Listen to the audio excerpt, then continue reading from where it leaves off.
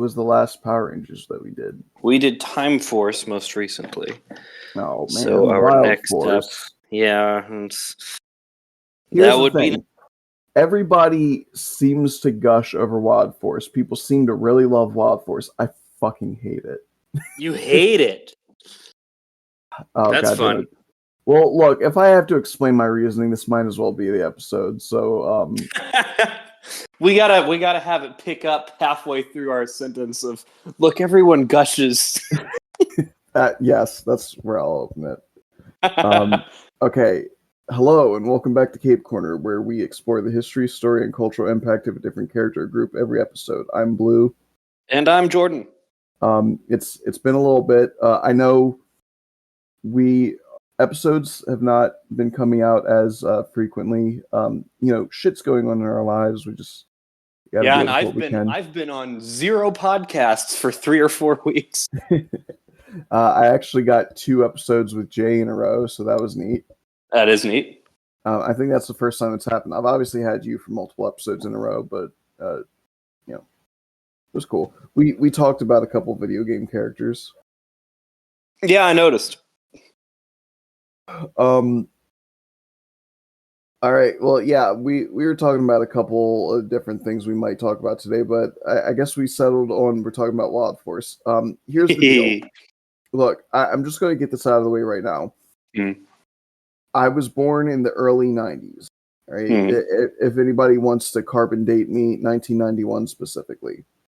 So when I say I'm a 90s kid, I don't mean like I was born in 95 or 96, because it's like you weren't really a kid in the 90s. You were like barely exiting the stage of a toddler when the 90s ended. Yeah. No, I was a kid in the 90s. I am radical 90s kid. So I'm no stranger to environmentalist messaging. I grew up with Fern Gully, Free Willy, like all the FEs. Not Fire Emblem, but that was fun too. But I know that, like, by its very nature, it has to be heavy-handed, right? Yeah. But I think heavy-handedness doesn't necessarily mean it's ungraceful in its messaging. Good way to put it. A lot of those environmentalist fucking Captain Planet is probably like the most heavy-handed environmentalist series ever. Oh yeah. But Wild Force, I think, is really bad.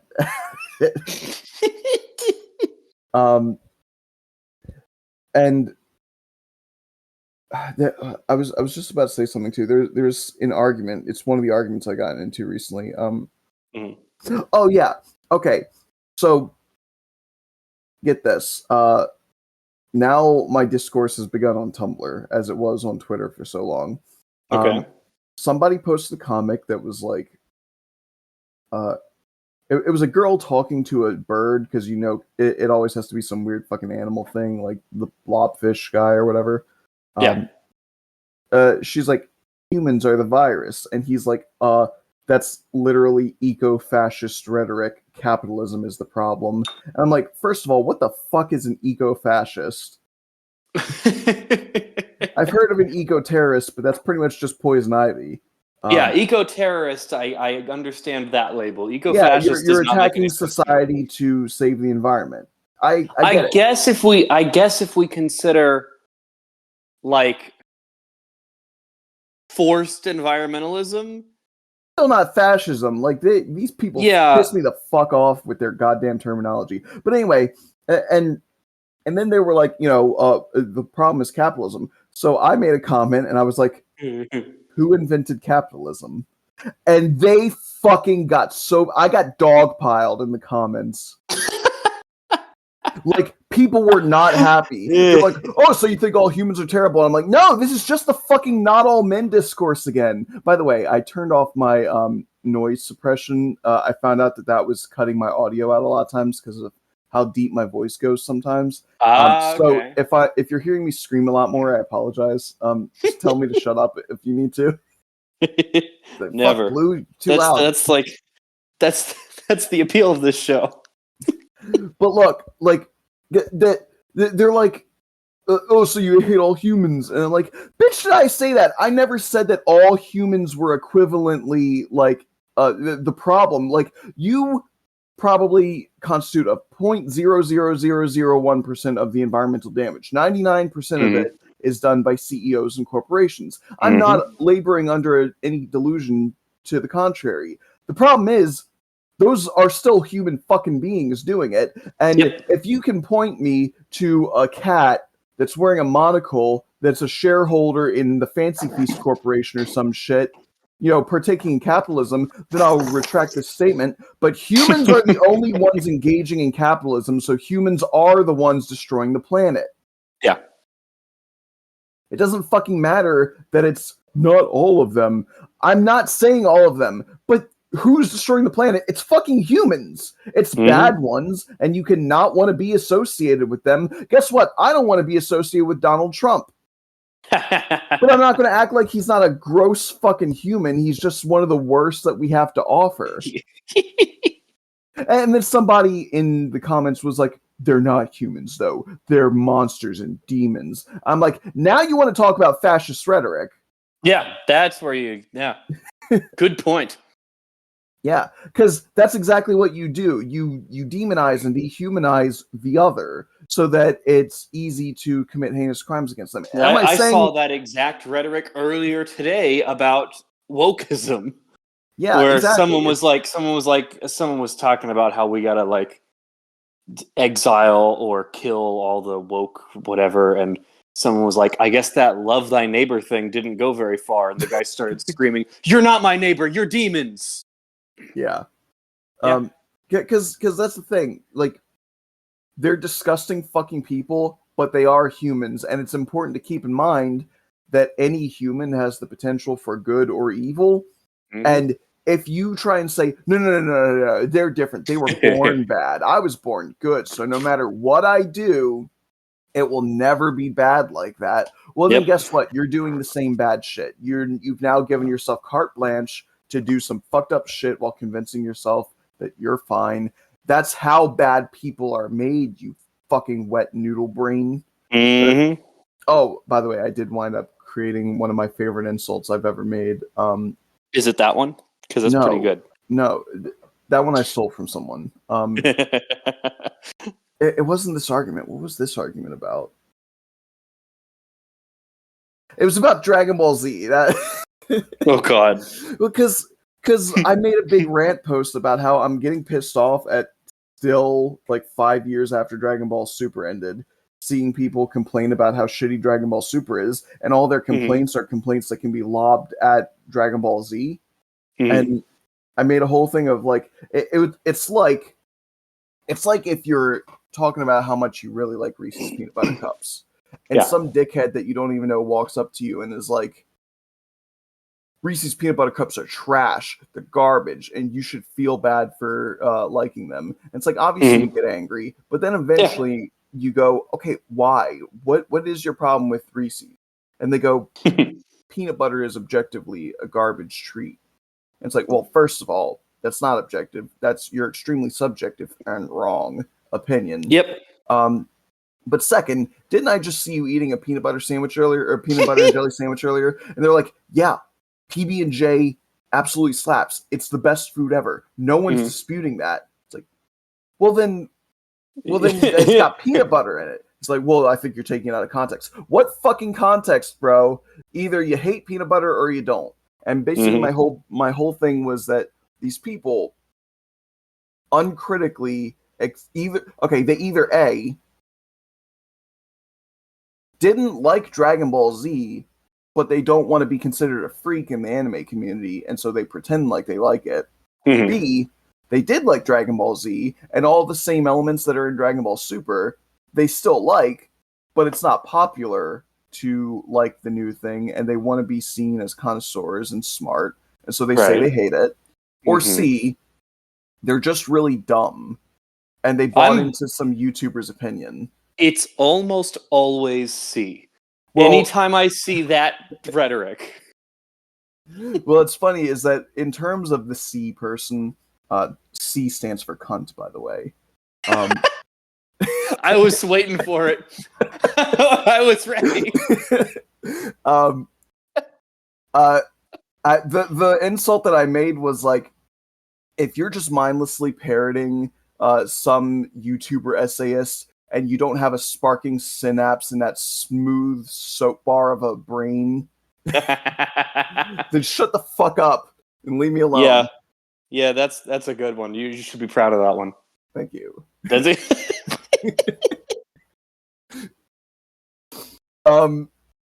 But yeah, all that is to say, media literacy is fucking dead, and apparently so is knowing what fucking fascism is, eco-fascism. That shit still pisses me off. A plant can't be a fucking fascist.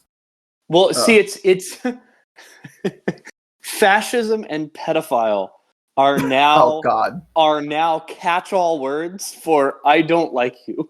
Yeah, and it sucks because I don't like that. You're a fascist pedophile. I'm someone that likes pointing out when someone is one of those things, and now it's like, well, now those words don't have as much weight as they should, which fucking sucks. The other day, again, I'm working at CVS. I'm having to hear way too much fucking Taylor Swift. I hate this bitch. And and I pointed out to one of my coworkers, I was like, wouldn't it be nice for them to realize that it's not actually that cool to play the music of a literal Nazi? And my coworker was kind of like, okay. I'm like, no, I mean, like, she's actually a Nazi. Like, I'm not just saying that because I dislike her. I do dislike her, but part of the reason I dislike her is because she's a Nazi. Yeah, the words are just being thrown around. Yeah. And by the way, if anybody wants me to fucking pull receipts, here we go. Here's the explanation. 1, she's dating and apparently in talks of getting engaged to a man who salutes a Hitler statue. All right. I saw something about that. That's like, that's real out there. Well, okay, once it's happenstance. Maybe she didn't know that about him. All right. Many years ago, for a Halloween party, costume party, she came dressed in full Nazi regalia. When somebody went, hey, I know it's a costume party, but isn't it fucked up that you're coming dressed like a Nazi? What's up with you? She was just like, I just really like their fashion sense. I think that they looked really cool. Okay, well, once it's happenstance, twice is coincidence, but it's not until 3 times that it's conspiracy, right? Well, here's your third. Nazis really fucking love Taylor Swift. That's a weird one, and I don't understand it. Blonde hair, blue eyes, down-home values. Yeah. She's a trad wife fucking dreamboat, apparently. She's their little Aryan princess. And, again, she clearly has no problem with them. So they love her. Yeah, that makes sense. So, if she's not a Nazi, she's extremely Nazi-adjacent and sympathetic. Yeah, makes sense. Which also deserves also, I hate the fact that she built her entire career off of getting into a relationship, breaking up, writing a song, being like, people think I'm crazy. But then she makes an entire song called Blank Space, which is about writing down the list of people who have ever wronged her in a fucking book. It's like, yeah, maybe they call you crazy because you're acting like a fucking psychopath.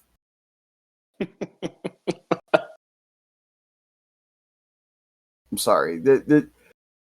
I've gone on like 3 different tangents and we haven't even started talking about Power Rangers. It's so fun. It's just... Look, here's where I reveal the true secret of Cape Quarter. This is my vent space. This is where I get out all the frustration that's built up. See, because this is I've been not podcasting for 4 weeks, so I'm kind of getting back into the swing of things. I'm just like, yeah, I missed this chaos. I'm happy to provide for you, my friend. It's nice to be appreciated for my insanity, my psychopathy. How do you psychopathy? How the fuck do you say that word? It is probably psychopathy, but I don't know. Okay, it just seems wrong. Either way you say it's gonna sound wrong. Okay, so Power Rangers Wild Force. Yeah. Basically what I was saying before is that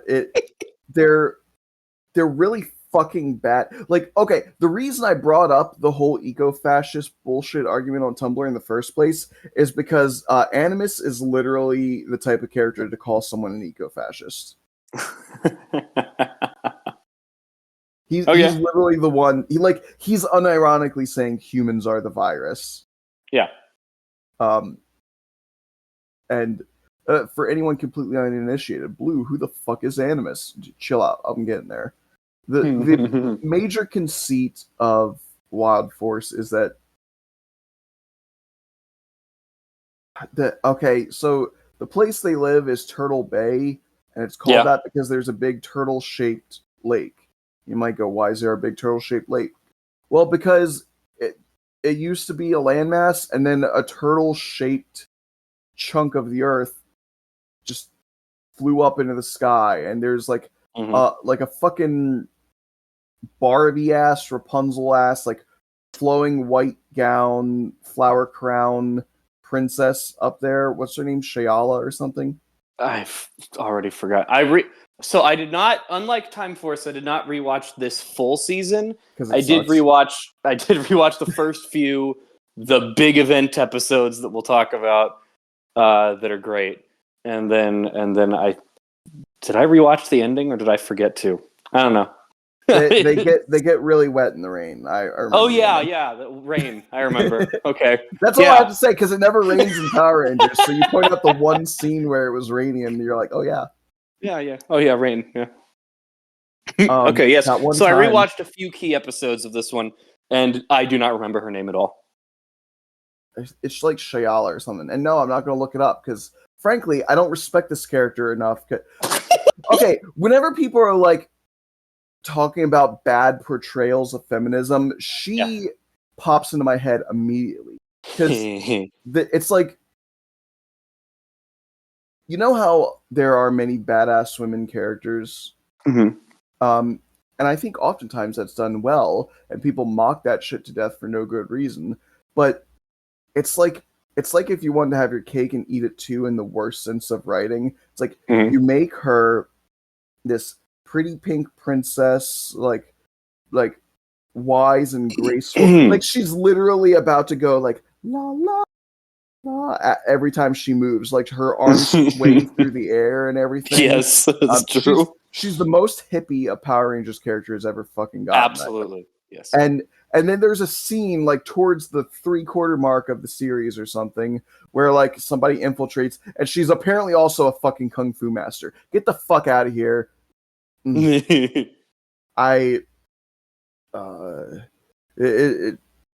It's again, to be clear, in case anyone's not extremely familiar with me, I am a feminist, and I'm not saying that there's necessarily a wrong way to portray strong women, but this feels like someone went, we're going to make a feminist character, and then did zero thought behind that. Like she's a caricature more than a character. It's so ridiculous that even in the show, with the spandex colored warriors of justice fighting with their giant CGI lions that turn into robots, I'm like, that's ridiculous. That's too unbelievable for me. Oh, that's fun.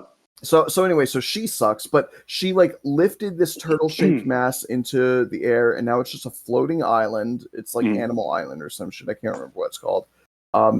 It's the Animarium. Fuck, that's right. I hate that name. I understand what you're doing. It sucks. Change it. Just call it Turtle Island. Like, who fucking cares? Yeah. You got Turtle Cove and you got Turtle Island. That would make a lot more sense. Oh, was it Turtle Cove? I think it was Turtle Cove or Bay or Cove. I don't remember. It was Bay. Something about water and turtles. There's a big turtle lake. That's why. Okay, so and she's got the not Galactabeasts up there with her. Yes. Do they have a name? Like, fuck, man, I don't know. They're just like the big animals in their pre-Zord form because they can switch back and forth between being organic and mechanical. Yeah, and the gorilla sounds like a TIE fighter. What? Did you? I will send you a clip. I will screen record and send it to you. I realized when I was rewatching and I got to the one where they meet the Gorilla Zord. Does it actually go like? It's the same sound. They lifted the sound bite from Star Wars. It is definitely the TIE fighter effect. Holy shit! Like there's some other stuff in there, but it's a TIE fighter.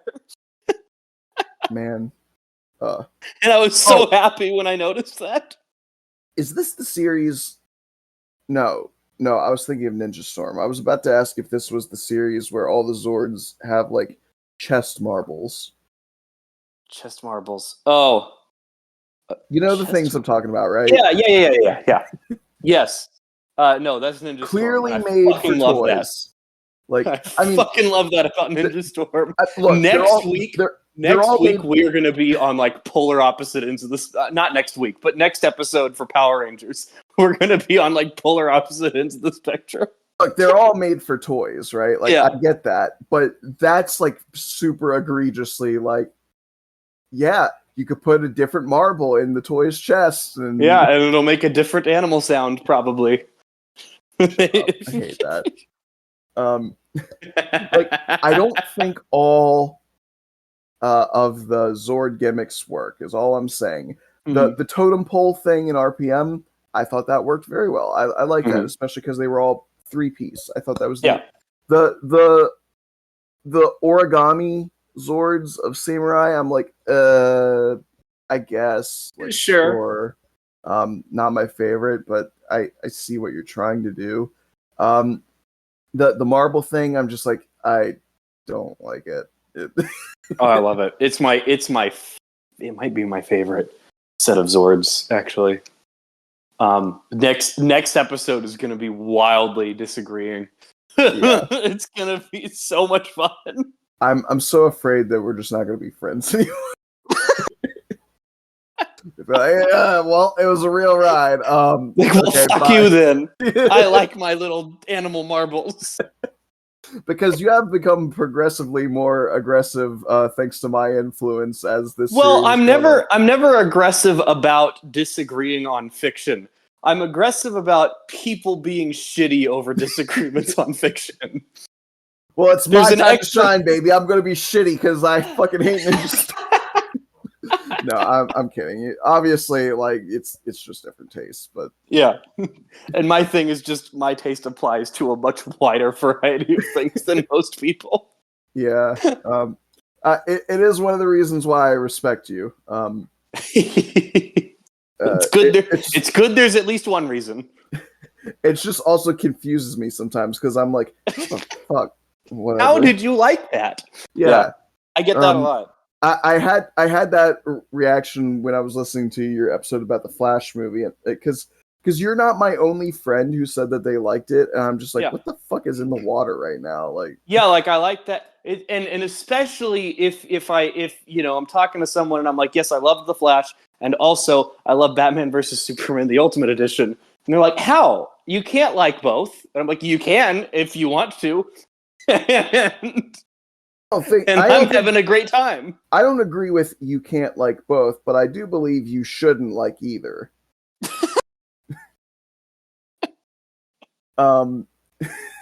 That's a great soundbite. I love that.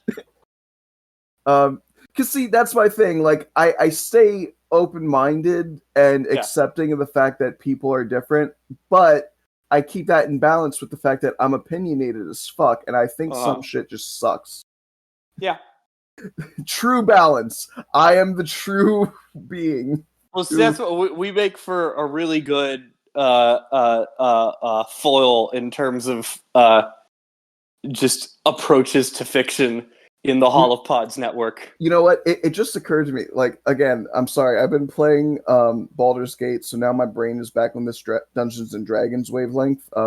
Which I'm not super thrilled about because I've got some issues with fucking Dungeons and Dragons, but now I'm just like thinking of our alignment chart, and I'm like, you're probably neutral good. I was gonna go chaotic good, but no, either works. I feel like you're more neutral good, and I'm probably more chaotic neutral. That could be. Because What distinguishes the difference between chaotic good and neutral good? So chaotic good is strictly anti-law. Okay, let me put it this way: neutral good is Spider-Man. He is willing to work with law enforcement when they make sense, but when they don't, he will go against them if need be. Yeah. Chaotic good is Spider-Punk.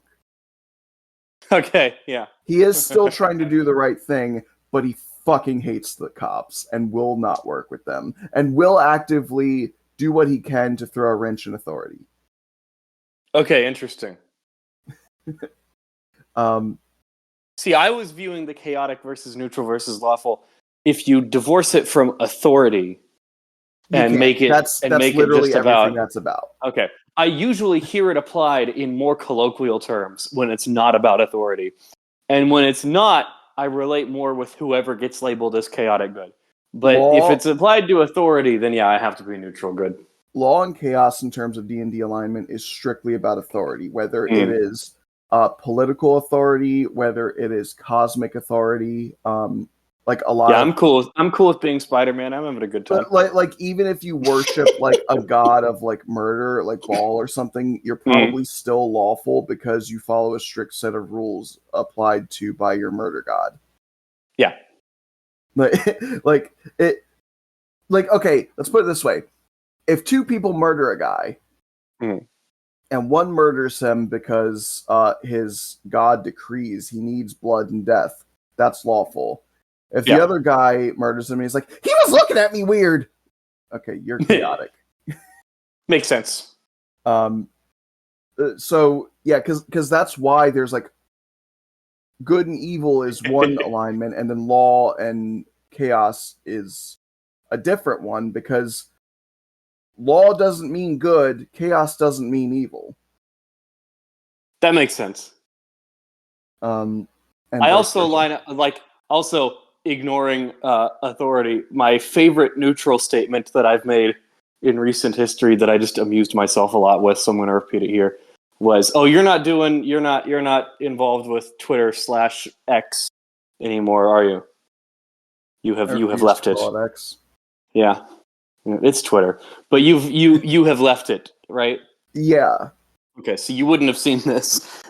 Is at some point I tweeted that I get a whole lot of people grilling me on why I disproportionately go after anti-Snyder people.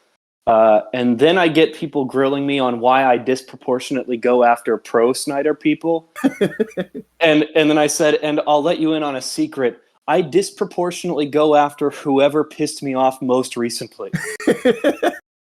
So I'm like, if I saw one of the anti-Snyder people being a real asshole, I'm going to disproportionately go after those people for a little while until something swings back the other way. I'm just going by which one of you is worse at the moment. Again, like in terms of, I try to balance higher, kinder thinking with my, like, you know, inner okay, welcome to 2000s Edgelord. My inner demon.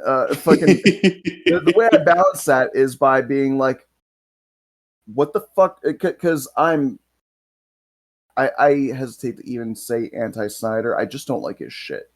Yeah. I'm not really against. Yeah, you are the healthy version of just not liking a thing, which a lot of people have forgotten you can do. Because that's the thing. I'll be like, guys, what the fuck are you doing? It is wrong. It is evil for you to be making fun of this guy's child. Like, he deserves respect and sympathy for that. And there's a whole lot of people who were like, his daughter died, and they were like, oh, thank God he's not going to keep making DC movies. It's like, no, that's not okay. You can dislike what he did, but you got to stop there. The scene is basically like, I'll say that, and you'll hear the crowd be like, "Aw," and then I'm like, especially because there's plenty of other reasons to mock this man. We don't need to turn to bottom of the barrel shit. He fucking sucks. Let me list out the reasons why he sucks, and then you hear the crowd go, "Aw." It's That's like, my we were balance. excited for a moment there. Yeah, It's like no, I'm that a makes good person to an extent, and then the shit side becomes. well, and that's like I said, that's the healthy side of it's fine to not like things, and it's fine to explain why you don't like them. I It's agree. it's when it exceeds that becomes the huge issue. Because like my it's not even arrogance, because a lot of times I just play it up, to be honest. But like Mhm. my grandiose statements, my like I'm greater than God, like Yeah, all that shit, that extends to the fiction. yeah. How I think the movies were made, um, not necessarily what I think of the movie makers, how I think the visuals look, not actually extending to the overworked and underpaid VFX artists. By the way, I'm supporting their strike. It's fucking rad. Video game writers are about to go on strike too. Fucking good for them. Um, Oh yeah, I saw something about that.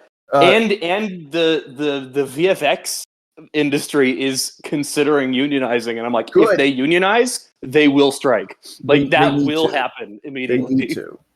Um, uh, I recently got into an argument where somebody was saying that they were bitching about the Pokemon games and the National Dex thing, and Okay. um, it was a whole big thing. They were basically getting holier than thou about video game programming, despite the fact that they're not a video game programmer. And what's funny is that Makes sense. one of the people in the server is a video game programmer, and was like, "Hi, just wanted to chime in my 2 cents." And pretty much was like, "It's way harder than you think, and you don't know what the fuck you're talking about." Uh, but yeah, like I was like, I'm getting tired of video game quote unquote fans endlessly bitching about video games and not knowing how to just enjoy a fucking game anymore. And I Mhm. think that you constantly demanding they do more, more, more, feed me more of my gluttony and everything in terms of video games, um, is also harmful to the real people that are, again, overworked and underpaid. And this guy was like, I have never once heard anyone say some crazy shit like you are about wanting games to be worse. And I'm like, you haven't? Because there's literally an entire meme of Sonic the fucking Hedgehog laying down and saying, I want worse games with, or I want shorter games with worse graphics, and I'm not kidding. Guess what? I didn't make that fucking meme, so I'm clearly not the only person who feels this way. Mhm. Just the That's ignorant funny. ass shit people say sometimes. Like, Mhm. oh, nobody else feels that way. Fucking look for it. Yeah, How about you take a look? it's out Because there, guess dude. what? A lot of my opinions are fueled by information I get from other people or opinions I get from other people. I am not a sole existence in a void. Guess what? We're humans, and a lot of times we inform each other. So 99% of the stuff I think, somebody else has also thought. Yeah. Anyway, look, I'm getting all worked up and everything because, like, again, I think I think at the end of the day, it bugs me that Wild Force is so beloved in the Power Rangers community to the point where they say it's better than series that I find are way, way superior. But it's not that I don't see aspects that could have been good. Mhm. For one thing, I feel like every character is written to be 10 years younger than they are. That makes a lot of sense when you're still kind of trying to capture the teenager vibe Well, of. because, okay, look, I'm going to put this out there. I don't think Nice Guy is a bad archetype. Mhm. I do think that I've never seen it done more weird than with Danny Delgado. He is a Yeah. behemoth of a man. Yep. And he's just like, "Hi guys, how's it going?" I'm like, what? Like, What? you guys can put a little bit more confidence in there. It's not gonna. But and also his interactions with Max, I'm like, these literally sound like middle schoolers conversing Yeah, with that's each true. other, and they're grown ass men, and I'm like, Yeah, the one Again, where he's like scared to ask out the girl is like, but I like her and all this stuff, and like the weird drama around that and everything, and then it's like, okay, yeah, I mean, this would be cute in a high schooler or middle schooler yeah, group. Yeah, and that's true. and to be clear, once again, because I don't want fucking anybody coming for my throat, Mm. I'm autistic. I am 100% like, we should stop having this idea that like emotionally sensitive means childish and bad. Yeah. Because I'm someone who's often referred to as childish. Fuck you. I like the things that I like, and I see no reason to give up, as far as I'm aware, the only life I have in pursuit of pleasing some dickhead. Yeah. I'm gonna play my little video games. I'm gonna have my cute little stuffed animals, and I'm gonna do what the fuck I want while I'm here. Mm-hmm. Suck my absolute cock. But I do think it's just it, because if it was a character or two, I could be like, yeah, sure, that's their quirks. That's fine. Like, I don't really mind that Chip, is that his name? The Yellow Ranger from Mystic Force? Yes. Is extremely like ADHD and again, quote unquote childish, right? He's very passionate. Yeah. I appreciate that about him because that's where he stands out. But it's like Yeah, I relate to him on that. Every character in the series more or less is like that. Again, we have an apparent political leader who is acting out Barbie's dream house. We have uh, a Red Ranger that literally his induction into the team is like, people can be mean. What? And look, I'm sure someone's gonna say you're oversimplifying it. I'm kind of not, like, it, because he's like, okay, so let's talk about Cole. He's George of the Jungle or Tarzan or whatever, right? He's a wild boy. Did he grow up with animals, or did he just? I think so. I can't remember. But look, we see him. He's got clothes for some reason. I guess because it's a kid's show. He's wearing like a white torn up shirt and like burlap sack capri pants or some shit, and he's got a little like Jesus thorn crown or some shit, and he's got long ass hair. He's like, I can listen to the hearts of all living creatures, and apparently by listening really hard like Daredevil, and I guess the thumping in their chest means he can somehow empathetically connect with them. How the fuck does that work? How do you discern feelings through the literal rhythmic beating of someone's heart? I don't fucking know. Like, if it was something like their heart is beating faster, so I know they're lying. Like, yeah, that's cool. Daredevil does. Yeah. Like, sure, that makes sense. But he's literally like, I can feel their feelings like an empath, and it's like, how? Explain, movie, explain. Yeah. But yes, I know I just referenced Nostalgia Critic. I'm so sorry. But and when they meet the orgs for the first time, which is like the villains of the series, they're your putties, they're your quantrons, whatever. He's like, oh, I can't hear heart. What? And it's like he basically goes into an existential crisis about the fact that some people are just bad and you can't reason with them. And yeah, again, I don't think typically that's a bad lesson to have. The entire crux of Steven Universe is there's a lot of people that we think are bad and unable to be reasoned with, but if you always put an effort to try, sometimes you might be surprised that you might be able to work things out peacefully. Yes, that even goes with people that buy into ideology that mirrors fascism. Again, I'm no fan of fascists, but there are some people that are extremely misguided and the point of Steven Universe, which may I remind you is a fucking children's show, is that you shouldn't always do violence as your first resort, because sometimes there are some people you can talk things out with. Hell, even Steven Universe is like, sometimes you can't talk things out with people. Yep. Aquamarine and Eyeball at the end of everything were still just fucking villains. They're little assholes that want no peace, and and so I don't think that kind of lesson in a Void, especially for children's programming, is bad. But again, it's just, I'm like, what are you guys doing? You could have done that better, though. Again, I don't think environmentalism is bad. Hell, I am an environmentalist. I like having a planet that I can live on. But okay, because he's like a god. He's literally a god that is also a Megazord. Yeah, true.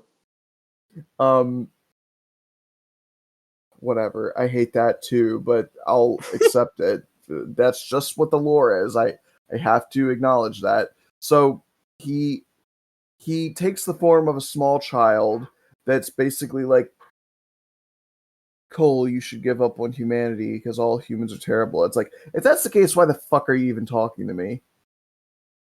But, like, clearly we're all not terrible because you're bothering to have me as your champion. You have a fucking human as your princess. Unless there's something on the Power Rangers wiki or something that says that she's a god too. As far as I'm aware, she's just a human. Yeah, I think so. But that's what I'm getting at, is I think a lot of the stuff in here is almost like baby's first writing gig interpretation of what could have been much cooler and better portrayed plot points. I think environmentalist messaging is extremely ham-fisted, and it almost mocks environmentalists. Like, it almost makes environmentalists seem like they're a bunch of idiotic hippies who don't know what the fuck is going on in the world. Yeah, kind of true. It's kind of counterproductive to, like, I mean, at the end of the day, I guess Animus says that he was wrong, but, like, okay, well, he's still an asshole. So,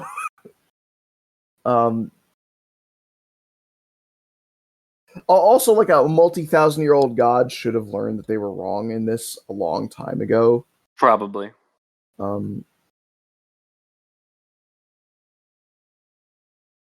Okay, I've definitely just been, like, scattershotting, like, anything that pops up in my smooth soap bar of a brain. I need to, we need to focus a little bit more now, and by which I mean I. So, let's talk about the Rangers themselves, all right? Okay. I pretty much just talked about Cole. Again, I don't think Cole is a bad character. I think he's kind of neat in that his thing of, like, he's trying to connect with all living beings around him. Yeah, again, that's a cool concept.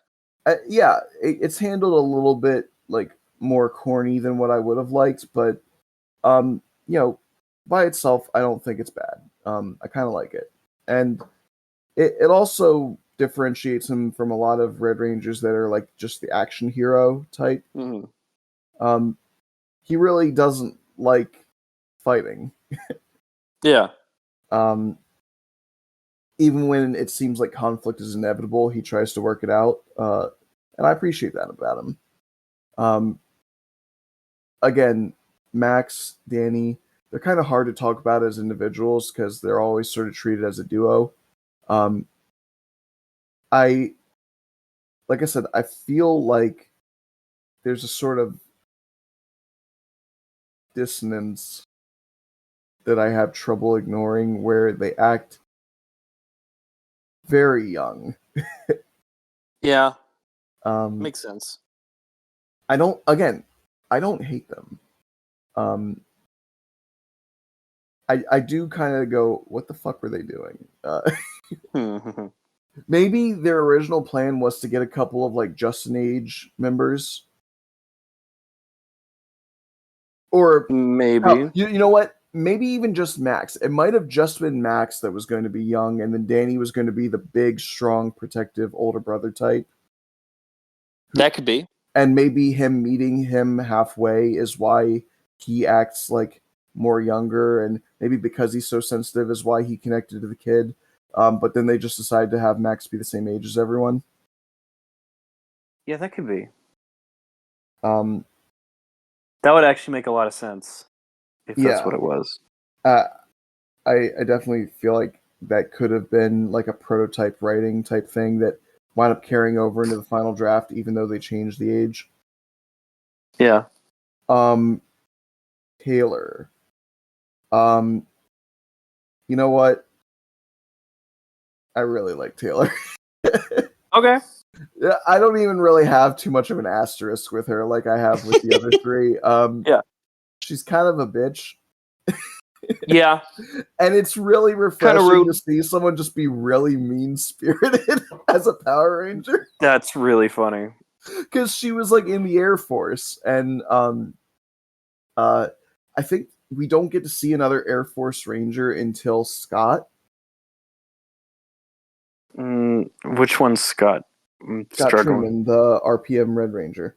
Oh, okay. Oh, he was Air Force? I'd forgotten that plot point. He was him and his brother were Air Force.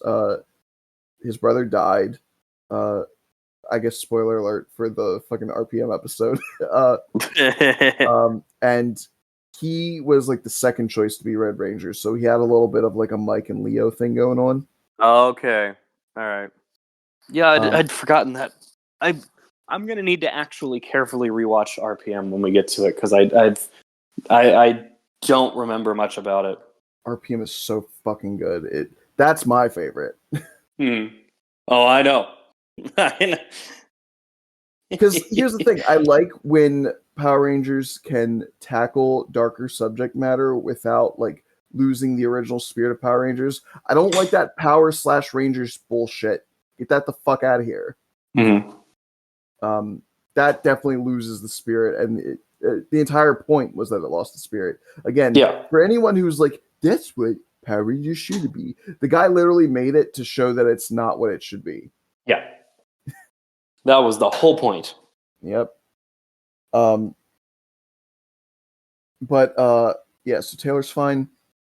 So that's the whole team, right? Yeah, that's the whole team. There's no other Rangers. I fooled you. There's no other.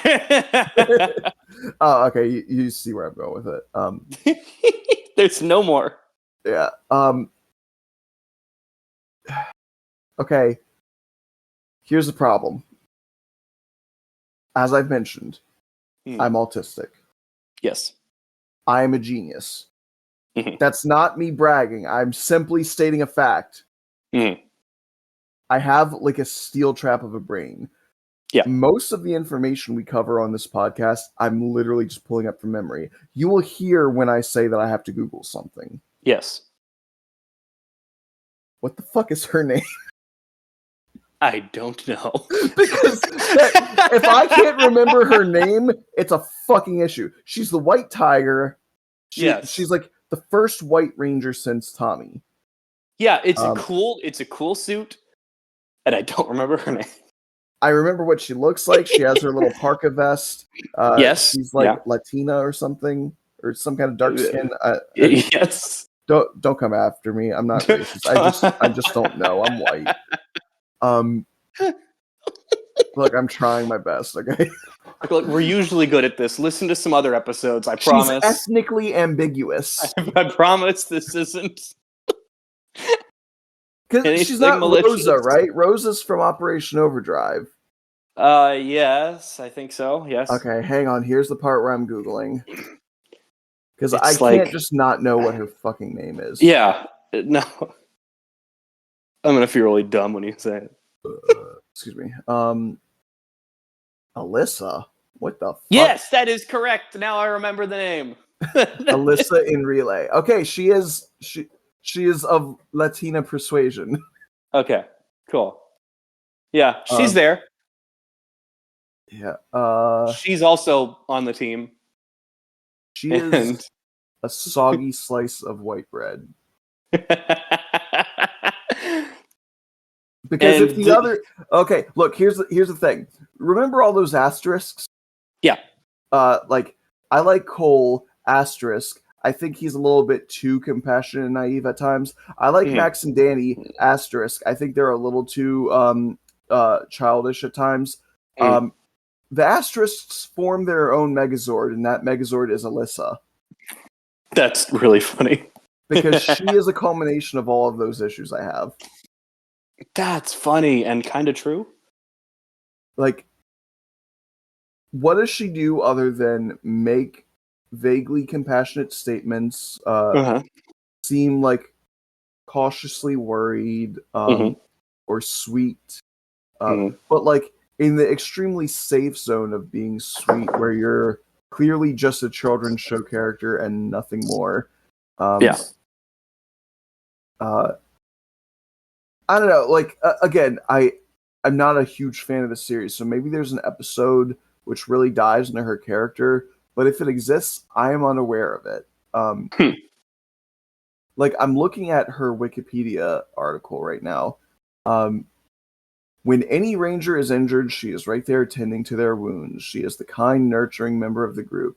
Alyssa tries to diffuse any tension between team members. Again, she's just the good one, right? Position of peacekeeper, tries to keep the peace between Cole and Taylor. She cooks. She what? Look, okay, when I talk about Danny and Max seeming to be much younger than they are, she would even read stories to Danny and Max. What? Okay, yeah. They can read.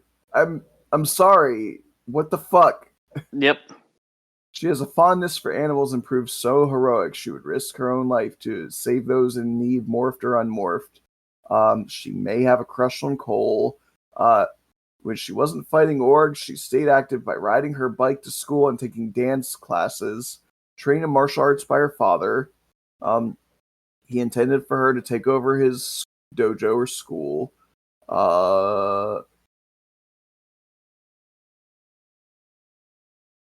When the orgs were defeated, she finished college and became a kindergarten teacher. That's it. That's all it says. Okay. F. I'm now the teacher, and I'm grading you on being a character. Fucking F.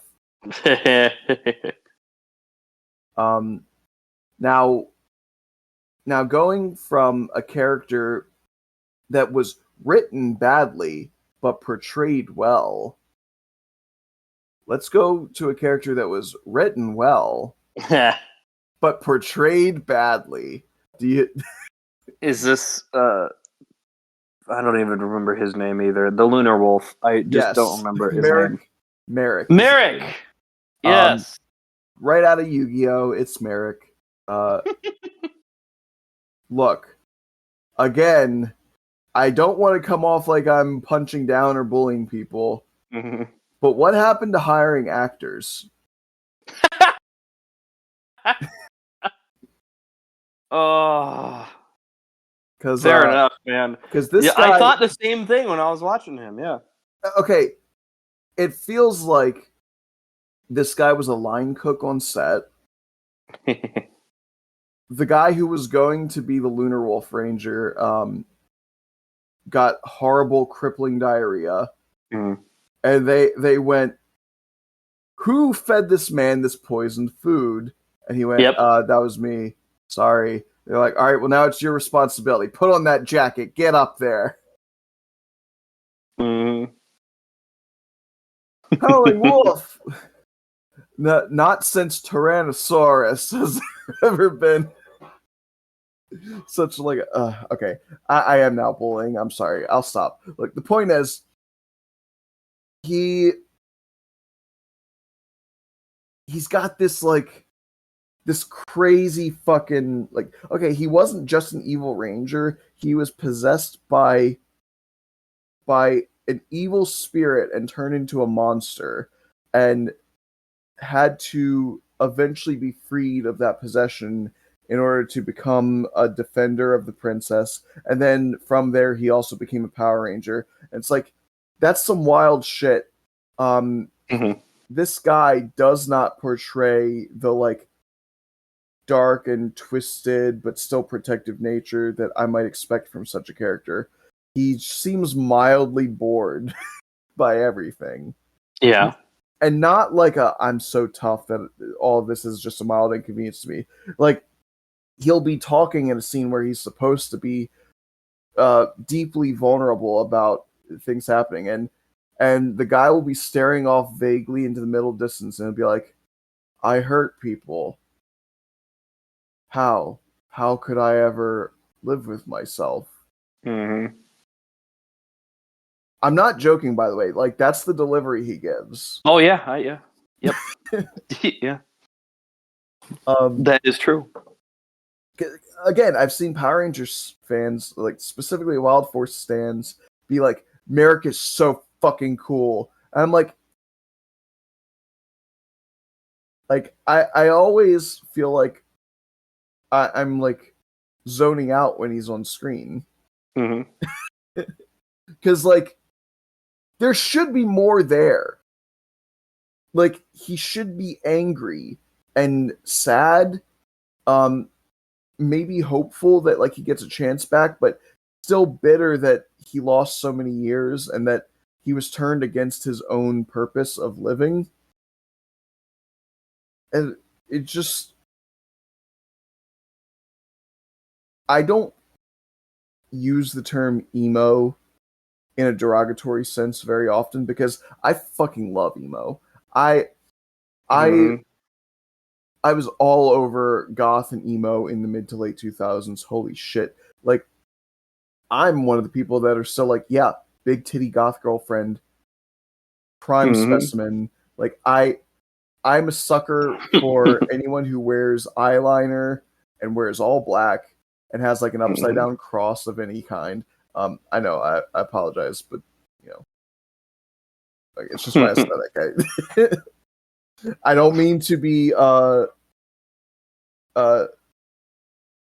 insensitive. I do know you're Christian, and I'm not trying to spread word of the Antichrist or anything, but but I think it's cool though.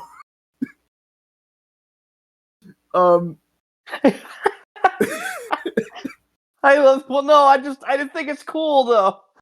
I do. It's neat. I like demons are kind of cool though, right? Like, yeah, it's like, you know, sometimes they're hot. I don't know. I am about to romance a tiefling in my Baldur's Gate playthrough, so look, they're just hot. What do you want from me? Oh my god. Anyway, all that is to say, I am going to use emo in a derogatory sense towards Merrick's acting because he deserves it. It is very much like what people think of when they think of emo, where it's like, I'm really sad. I'm not going to actually cry or get super emotionally vulnerable, but I am going to tell you I'm sad while I look mildly forlorn. He is a more subdued version of the hilarious caricature of Ben Reilly in Across the Spider-Verse. Look, why do they have to do my boy like that, man? I know. It was rough, but I absolutely adored that performance from Andy Samberg. I get the joke, and I do appreciate it, but like, come on, man. I like Ben. Big, don't mind me. I'll just be over here thinking about my past. Also, I didn't clock that was Andy Samberg until it was Andy Samberg. That's great. And that made it. When I watched it the second time, knowing it was Andy, I was like, oh, "Andy, you beautiful bastard! That was so good." I have to rewatch it. I have it bought on streaming now. Suddenly, like keeling over, like ah, and he goes, "That was a particularly harrowing memory." Man, I fucking hate that shit. It was so funny, and I'm like, "That's Merrick. Merrick is a much more subdued and less interesting version of that stupid caricature." You know, you're not wrong. Like I already talked about Princess whatever. Yeah. Hang on, I gotta look up her fucking name. What? We gonna talk villains? Shayla. Yeah. Okay. Here's the thing. What Toxica and what is it? I don't fucking know, man. Gindrax. I was combining his name with the fucking genie. Gingy? Yeah. Yeah. It's Gindrax and Toxica. They're fine. They're cute. They have a little Team Rocket thing in the end. Yeah, she's got that vibe. Toxica is just like, hey, you know how we made Divatox like a hot lady, and then we made Astronema like a hot lady, and then we made, so we did that again. We made Vipra a hot lady, and we made fuck, god damn it, what's her name? The fifth Lost Galaxy, the bug. The bug. The main villain. Yeah. No, hang on. Katrina? No. What the fuck? Who was Katrina? I don't know, man. I think that's a hurricane. Her dad was the tentacle monster. Trakina. Oh yeah. Okay. Now I see where you were going with Katrina. I almost had it. Yes. They made her a hot woman. They're like, well, like we can't sell Power Rangers. And Ice Cream Cone Girl. She's fine. Yeah, she's okay. So they were like, we need a hot lady. It's Ice Cream Cone Girl. Because I can't remember her fucking name either, man. I know. I just remember that from last episode. I'm so off my game. Yeah, and so then they did that again. Yeah, they gave her a blue outfit with one of those like belly dancer like face veils. Mm-hmm. And we're like, hold the stick and like wiggle your fingers. Yeah. And just look good doing it. Yep. She was like, I understand the assignment. That's what they've been doing, and they've been doing it real good. Yeah. So like those two are pretty. They're fun. Then you got Master Orc. Okay, here we go. I was waiting. Did you know that what I was about to? I don't know what specifically. I've got the vibe, and I'm waiting. Okay. Again, here on Cape Corner, I like to be both fair and maybe even balanced. Maybe. I don't look for reasons to hate things. I am not as greatly optimistic as my companion here, who does look for reasons to love things. Yes, actively and deliberately. I wish to love things, but I take things as they are, and when I see things that I feel criticisms can be applied to, I do not tiptoe around them. I like to give the most fair and deserved rating to things, as I feel based on what I've culminated as a knowledge of, like, what is good writing, what is good character portrayal, what is good character arcs, what makes for interesting choreography, all the media things, right? My sense of media literacy, I want to give things as fair a judgment as I possibly can. So, do I speak with hyperbole sometimes? Yes. But that's just because you gotta have fun, man, right? Yeah. That being said, Master Org fucking sucks. What a fucking garbage villain. I hate this shit. He's actually one of the worst villains of Power Rangers, and he's got some stiff competition. Holy fuck. He's just a dude wearing a robe with a unicorn horn splattered on his fucking head. It's like, okay, he fights with vines and shit. I'm sorry, isn't your entire thing like the antithesis of life? Bro, that's plant life, you fucking failure. Because, okay. He's not even an org. He's literally just a dude that, ate the corpse of the actual Master Org. Oh, yeah. His entire thing is that he was a scientist friend of Cole's parents who were both scientists, and he was like really creepy. Like he was perving on the mom. It's some real Snape shit. Again, I'm sorry, I don't like referencing shit franchises, but like he's a cuck. he's a cuck. He's a dude that's like, oh geez, I really love this girl, but darned if she isn't fucking that handsome strapping fellow over there. Who I wish it was me getting my willy wet. Mm-hmm. And he's like, you know what I'm gonna do? I'm gonna eat the corpse of this supervillain in the form of these seeds, and then I will murder them both and destroy humanity, I guess. Yeah. And the wild thing is, like, he did that, and you would think, oh, so that's what caused him to transform and grow that horn? Nope. He literally doesn't even have an actual horn for the vast majority of the franchise because it's a fucking, it's like it's a machine. Why has it got circuitry? You could just buy one from fucking Party City at that point. But it's a fake fucking horn, and the orgs turn on him when they realize he's literally just a dude. Then, like, he grows an actual horn later because of some bullshit. I can't remember. Who fucking cares? Like, he gets like one good scene, and it's not by virtue of the acting, the writing, none of it. It's by choreography. He gets a really cool fight scene with Cole. Do you know the one I'm talking about? I think so. They're in like a warehouse, and there's a lot of wire work being employed specifically by Cole. Yes. Okay. Yeah. That was cool. Yeah. He fucking sucks in everything else. And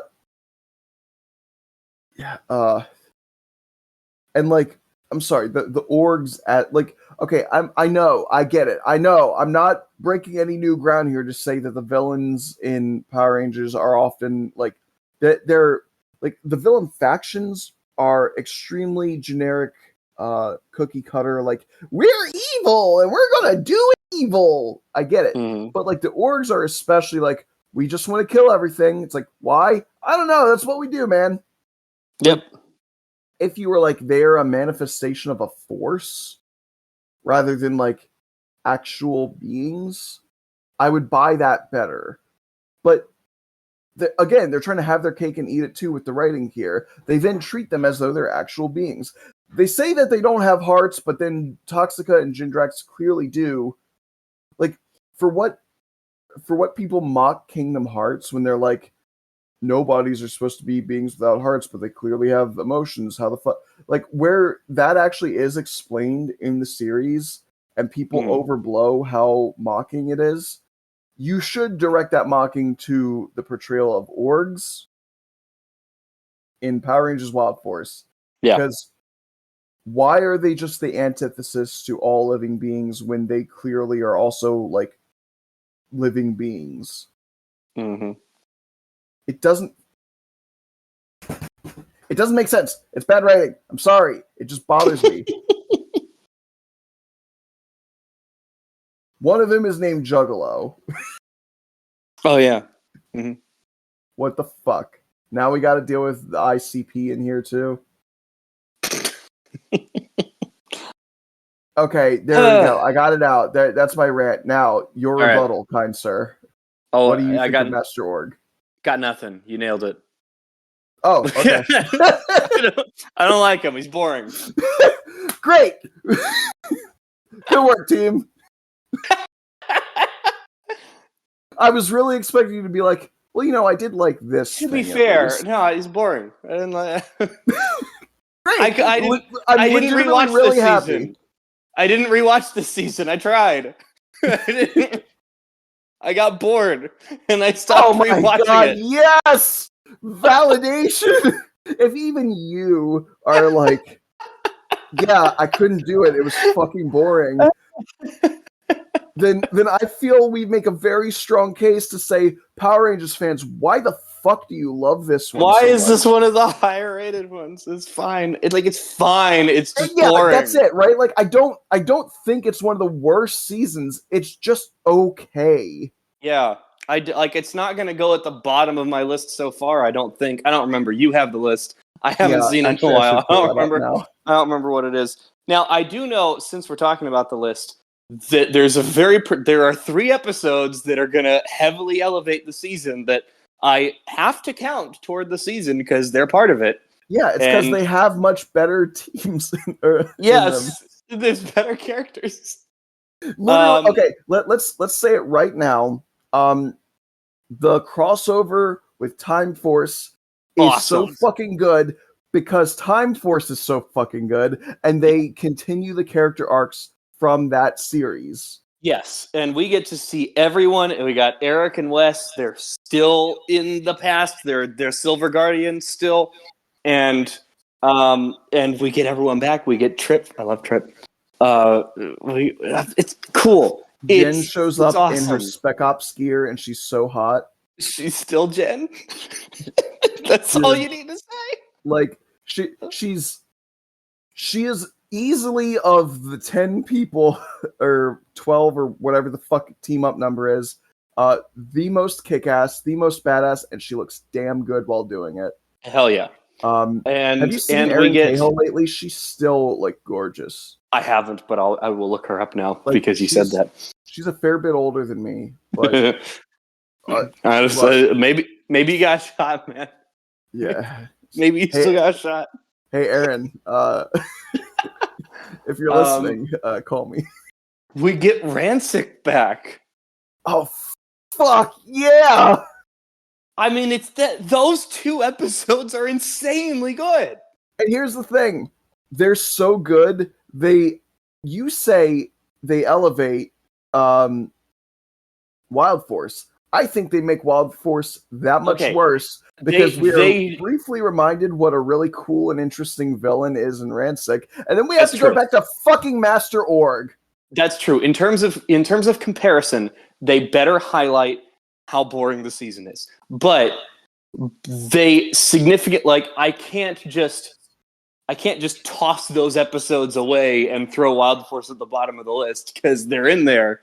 And I'm like, they are. If I want to see those great episodes, I got to go to Wild Force. So yeah, Wild Force gets a bit of a bump from those 3, those 2, and Forever Red.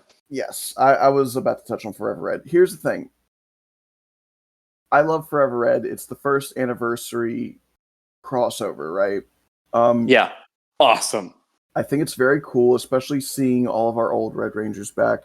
And Tommy. Just he's Tommy. A Red Ranger, yeah. I know, I just feel the need to say and specify Tommy him, yes. because I love Tommy. It's Tommy with his worst hair. That's true. He's just... I get what he was going for. He was going for like the Blink 182, like gelled up spiky thing. Yeah.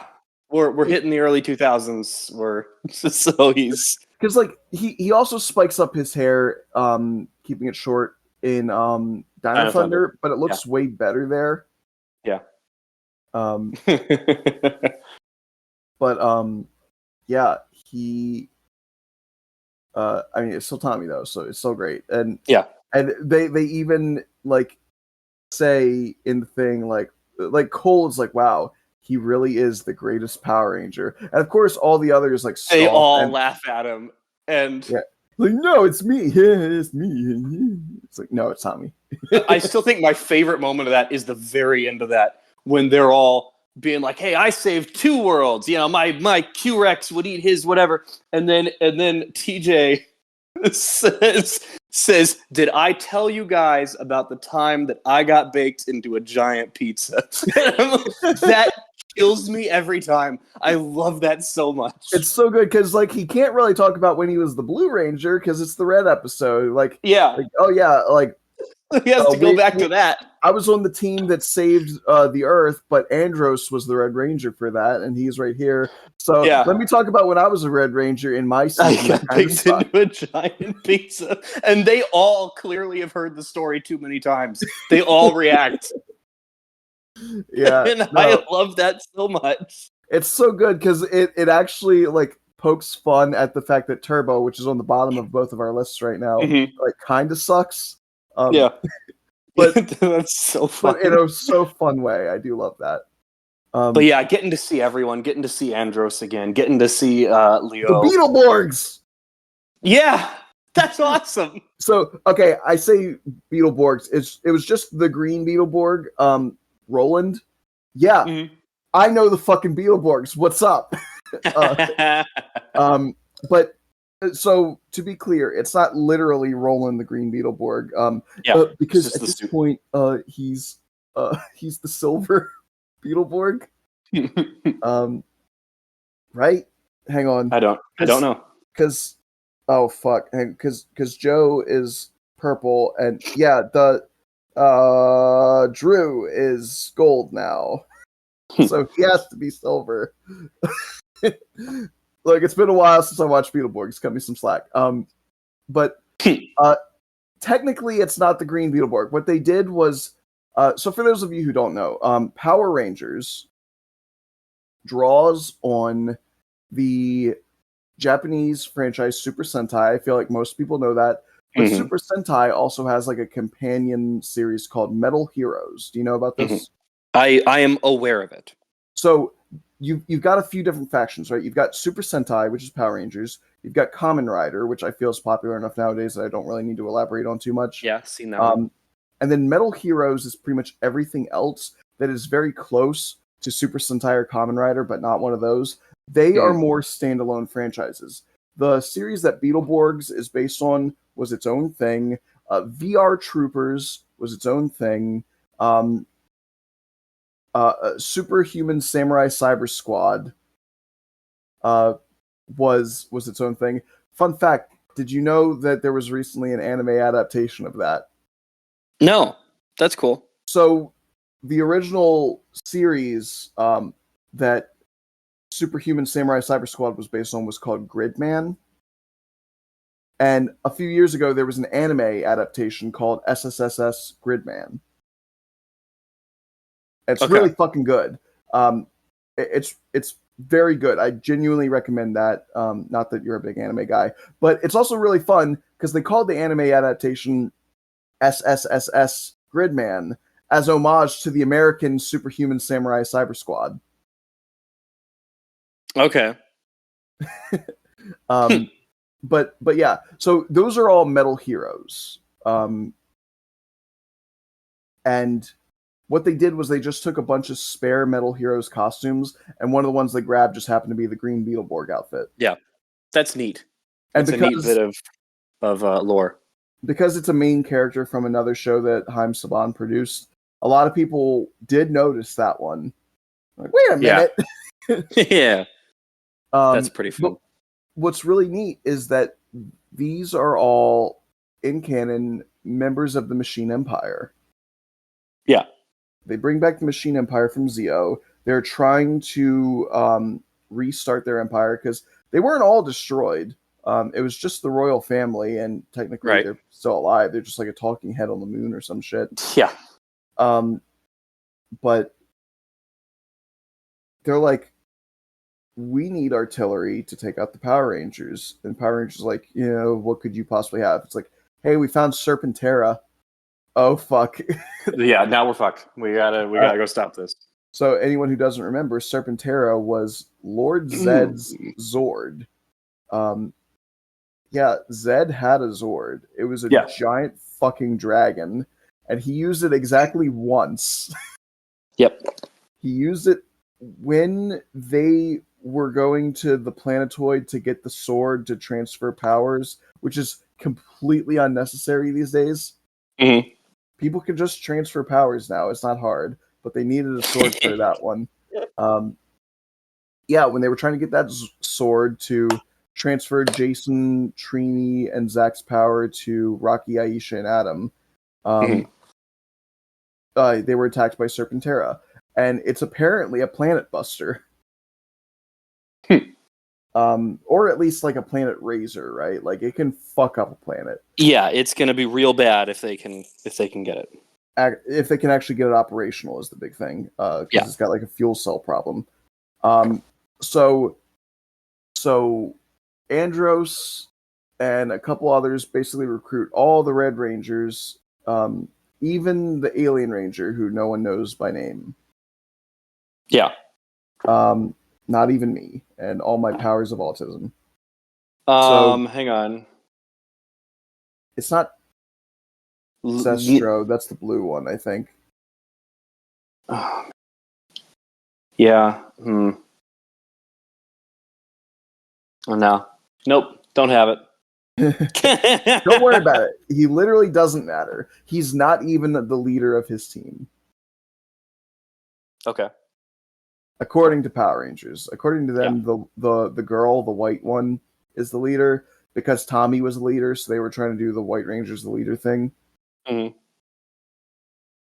I said, don't worry about it. Anyway, the point is, they get all 10 of them, and they get a big red explosion behind them, and it's very cool. And we get an amazing sequence of them all fighting using their different abilities, weaponry. It's super cool.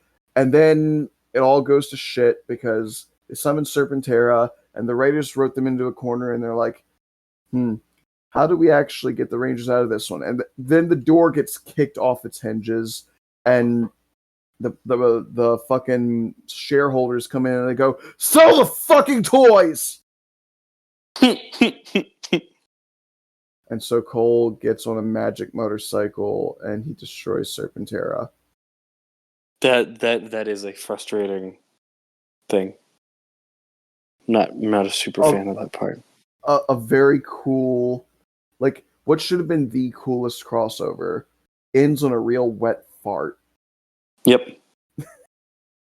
Because it's like Animus is just like, I gave you special vehicle, and it's the vehicle of the gods, and it's a shitty motorcycle with wings, and it's apparently enough to single-handedly destroy Serpentera.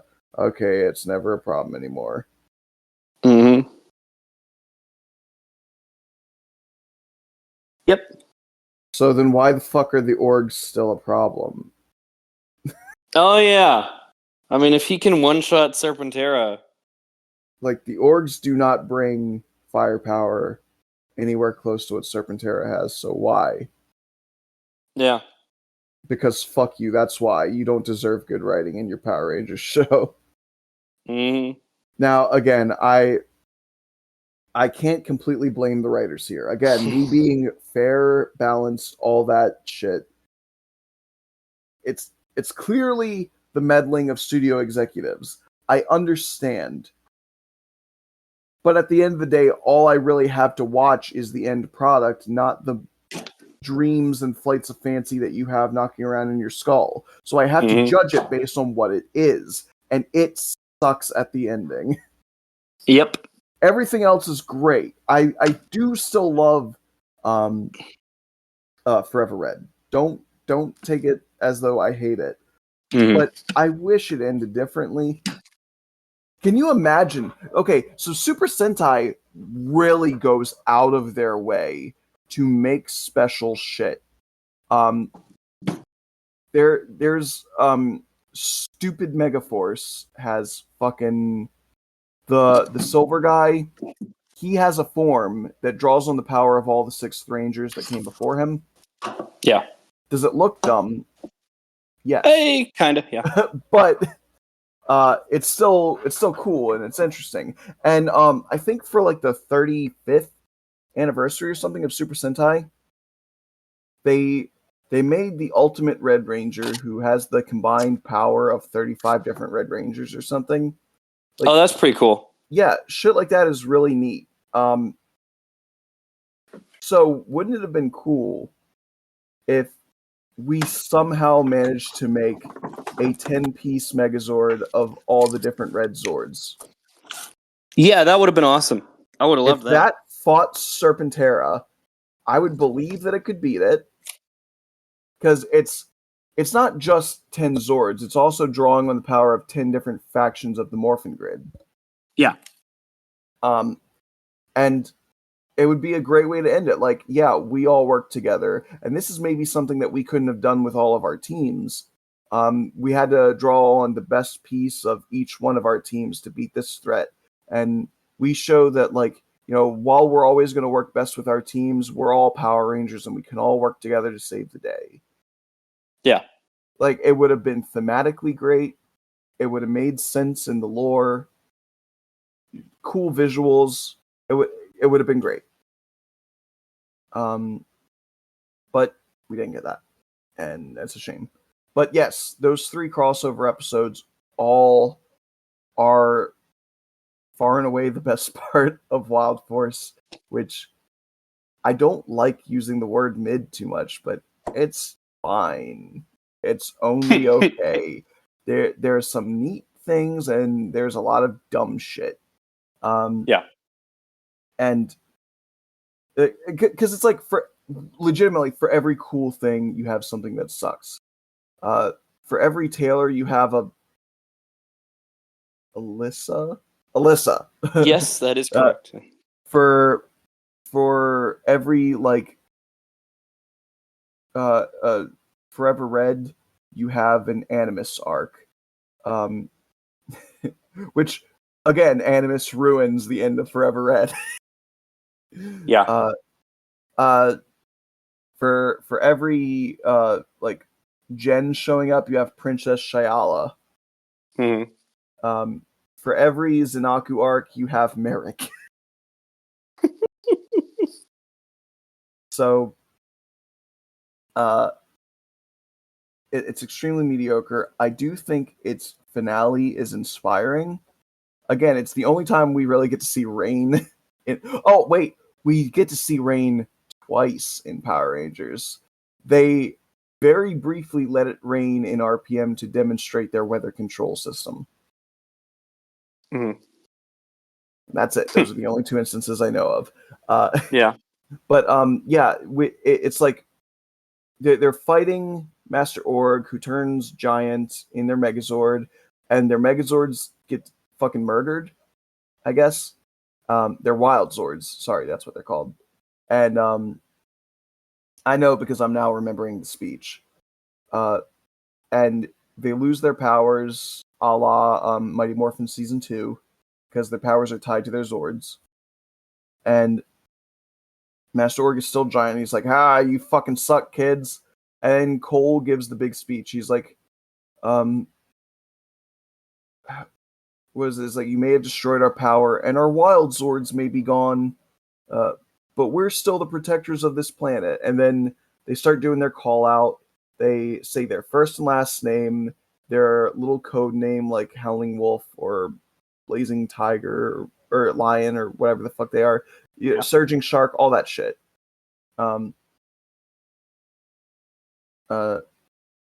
Again, the thing that really sells me on Danny should not have been acted and portrayed the way he was the entire time is when he does the fucking Danny Delgado, Iron Bison, and I'm like, holy fuck, especially in the rain and without the suit, and like, you are jacked as hell. You should. And him being like, I don't know if I can get a girlfriend. Literally just take off your shirt.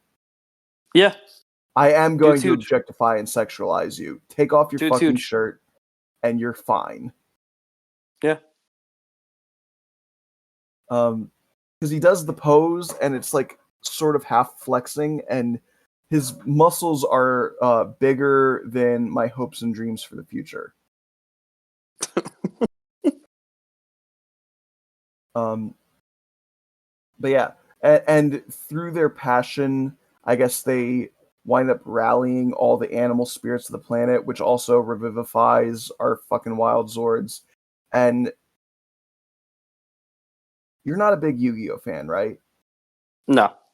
Okay.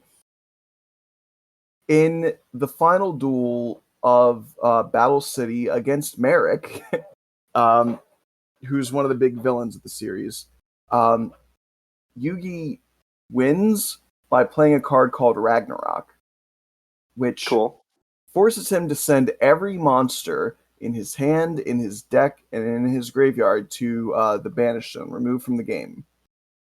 And all the fucking souls of all of his monsters basically pop up and they all swarm this massive monster, the winged dragon of Ra, and basically drag him to hell. Oh my god. And it's one of the coolest fucking things ever, and that's kind of what they do here. It's just a bunch of animal spirits murder a guy. And it's like, that sounds kind of anticlimactic, but it is sort of like, it was the Earth's champions fighting for the planet against this unspeakable evil, and they were giving everything, and they lost their powers, they lost everything, and they were ready to also lose their lives. And it was so touching that the planet itself finally stepped up, and all the living things of the Earth banded together to finally work together and take out this evil. Thematically, So very similar. Yeah, I think thematically it's very beautiful. It ties to what the message should have been in the series. Whether or not they were actually giving that message throughout the series is that's up for debate. But I genuinely think it's a great ending. I really liked it. Yeah. You didn't need to do the fucking time skip into the future with her telling it as a story and the kids being like, is that a real story? And she's like, what do you think? Wink. Shut the fuck up. You guys suck. Anyway, so where do we rank this? It's pretty low for me because, like, even in the ending, like, that should have been such a good fucking ending. Yeah. And then again, ending on a wet fart is basically just the bread and butter of that's this fair. series. Honestly, you know what? I think I would put this last if it didn't have those 3 episodes in it. Okay. I think those 3 put it second to last. I'm gonna put it just you're above putting Turbo. it below Lightspeed Rescue, but above Turbo. I think so. So. Here is our second... Okay. Lightspeed Rescue is a bit of a... no, I'm gonna stick with it. Just above Turbo. Sticking with it. Here's going to be our first divergence. No, I'm sorry, our second divergence. We're swapped on Zeo and Mighty Morphin Power Rangers, their place. Right. Yeah. I think I am going to put this below Turbo. Hear me out! I think overall Turbo does a worse job as a season. Okay. But I put a lot of stock into how you wrap up your story. That's true. They had a killer ending. Turbo has one of the most nail-biting endings of anything. The Power Rangers lose. They have to flee the fucking planet to survive.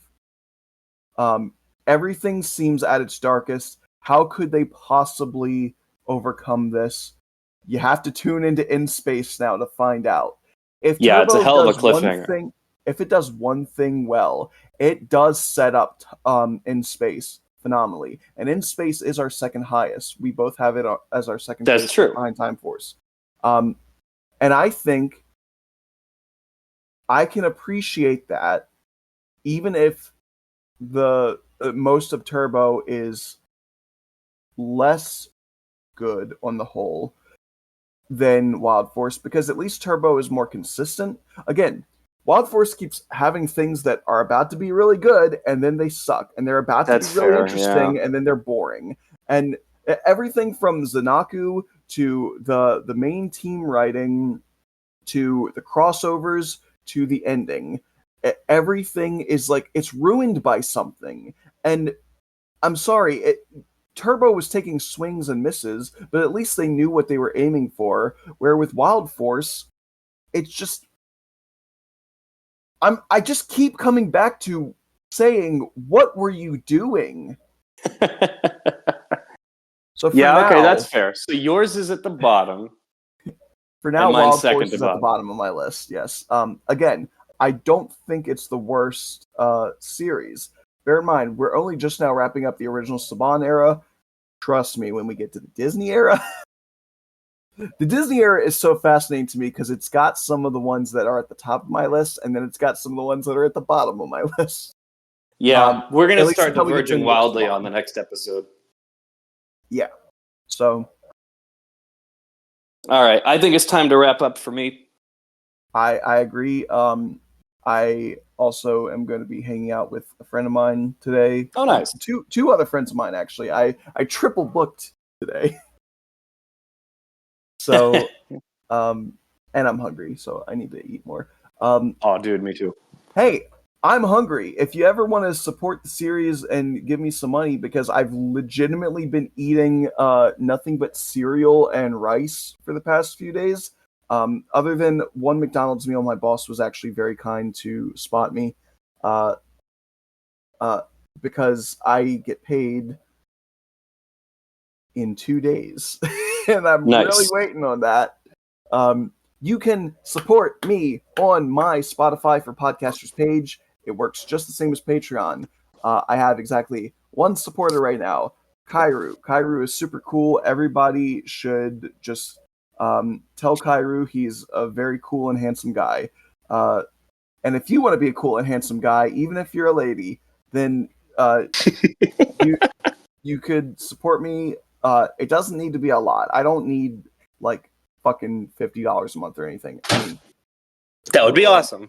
if you're willing to give it, I won't say no. But you don't got to do all that. $10, hell, even $5, hell, even $1 a month. It will all be appreciated. Believe me. So you can do that, and of course, you can find all the Cape Corner episodes on Spotify for podcasters, or We're coming up on the 100th episode. That's going to be big. You'll want to tune in. Yeah, we definitely need to plan nothing else for that day. Yeah. Because it's probably going to be like a 4-hour episode, which means it's probably going to be like 5 hours of us just talking. Oh, I'm sure.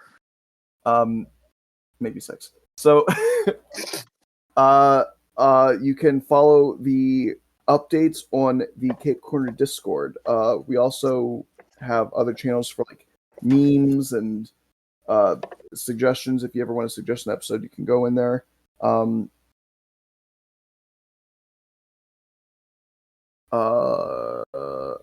Hall Pods Podcast Network. Jordan, you run the Fandom Optimist, which is on the Hall of Pods Podcast Network, and there is also the SJW Comic Book Club and True Believers, a comic book podcast. The link tree is in the description. Go give them a listen. They're all pretty cool. I'm definitely forgetting something. I don't think so. I think you nailed it. You can also follow my updates on Tumblr. Oh, yes. I believe I'm Beyond Blue 2. Oh, yeah, you got there earlier this time. Yes, I am Beyond Blue 2 on Tumblr. Sorry, I opened up Tumblr to check. And I saw a post that was like, Tumblr, no titties for you. Also, Tumblr turns on a setting once a week against my will that shows me this immediately upon opening, and it's the Tumblr live bar, which is just a bunch of like shots of girls showing off their boobs. Nice. Accurate. No, not nice. Tumblr live fucking sucks. Because it's clickbaity shit. I'm not getting into it. Look, just trust me. Anyway, yeah, I think that's it.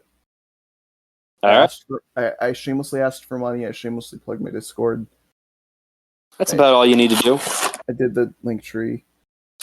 Oh, and share the episode with a friend. If you have anyone that's a big Power Rangers fan and would like to hear someone taking a mediocre children's series way more seriously than he needs to. Which honestly, look, I don't want to talk out of my own ass or anything, but I think it is pretty entertaining listening to us. I'll sometimes listen back on our episodes and be like, God, what the fuck were we on? Yeah, man. That's the appeal of it. It's really fun. So I could definitely use more exposure. I would appreciate anyone you share it with. And I think that's going to be about it. So everybody, stay strong, stay true to yourselves, and remember, we can all be heroes.